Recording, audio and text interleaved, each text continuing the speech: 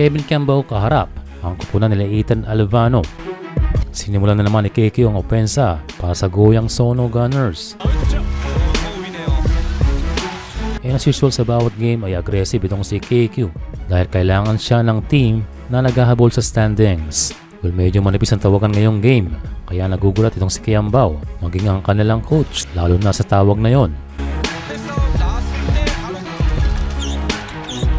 Pero di katulad ng last game ay hindi masyadong gumana ngayon ang mga magical assist ni Kevin.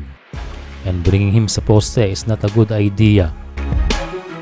Sa play na ito ay pinakita ni Alvano that he is the KBL MVP at kayang-kaya niya ang depensa ni KQ. First quarter pa lamang ay nagkaroon na ng injury scare. Yan agad nilapatan si Kiambao ng aid na kanilang medical team. Pero ang good news ay okay lang si KQ at nakabalik sa game. Pero yun lang, ay agad siyang inatake ni Alvano. Alam na malamig pa ang kanyang kababayan.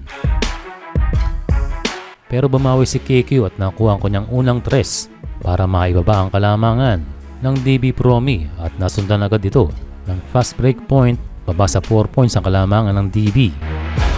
Pero ang problema sa game na ito ay ang foul trouble ni KQ kaya siya agad nilabas na mayroon ng 3 fouls sa second quarter. Pagpasok ng third quarter ay tuloy-tuloy pa rin ang aggressiveness ni KQ at nasundan nito ng isang hard shot from KQ pero walang tinawag na foul.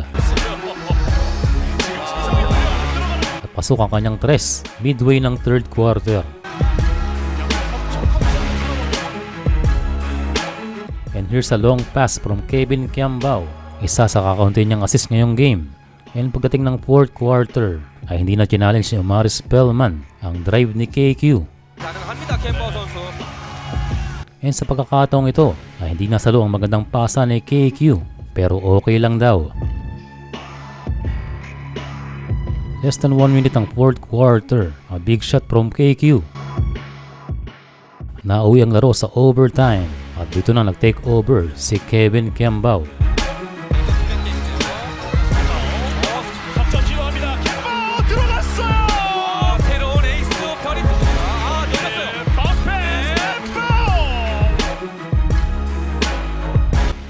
Ganito yung takeover ni KQ noong siya naglalaro pa sa Lasal.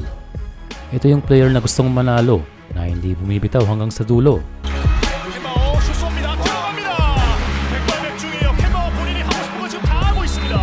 Napakaswerte nitong Goyang Sono para kay KQ.